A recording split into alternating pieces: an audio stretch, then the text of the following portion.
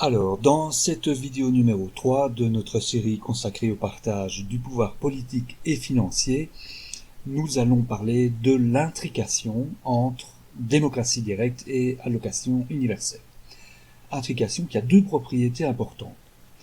D'une part, elle a pour conséquence qu'on ne peut analyser en profondeur la problématique du partage du pouvoir politique sans étudier en parallèle la question du partage du pouvoir financier, et réciproquement bien évidemment.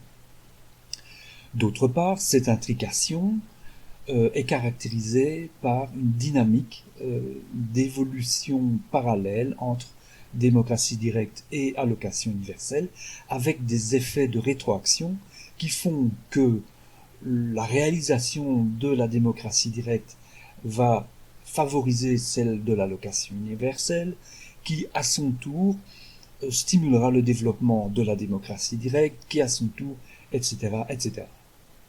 Alors, pour illustrer ces intrications, je vais vous présenter trois exemples. Mais avant, il est utile de souligner un point commun entre démocratie directe et allocation universelle, à savoir le principe de symétrie, qui est un principe d'égalité et de décentralisation.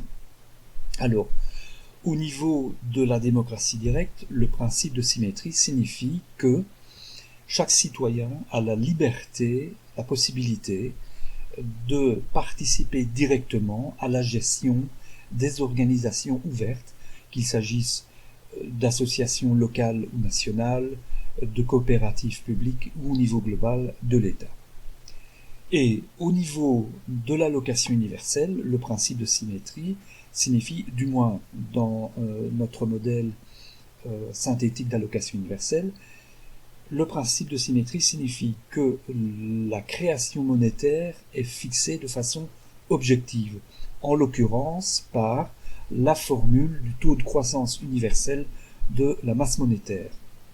Et la création monétaire est distribuée gratuitement et en parts égales entre les seules personnes physiques, donc à l'exclusion des personnes morales que sont les organisations, qu'il s'agisse d'entreprises ou d'associations. Voilà, venons-en aux exemples illustrant l'intrication entre démocratie directe et allocation universelle. Premier exemple, une condition nécessaire de la démocratie directe, c'est le contrôle démocratique des moyens de production des biens et services essentiels, et notamment pour la production et l'allocation de la monnaie. Ce qui nous conduit au second exemple, le financement de l'allocation universelle, du moins celle de notre modèle synthétique, se fait pour 80% par réforme du système fiscal et pour 20% par réforme du système monétaire. Cette réforme composite concerne donc la sphère financière, mais fondamentalement il s'agit bien d'une réforme de nature politique. Et on voit ainsi que la démocratie directe facilitera la réalisation de l'allocation universelle. Ce qui nous conduit au troisième et dernier exemple, qui montre que l'allocation universelle, à son tour, favorisera la démocratie directe. En effet, l'allocation universelle a pour effet de réduire le temps de travail économique, puisqu'on n'est plus obligé de travailler pour vivre, du moins pour vivre chichement.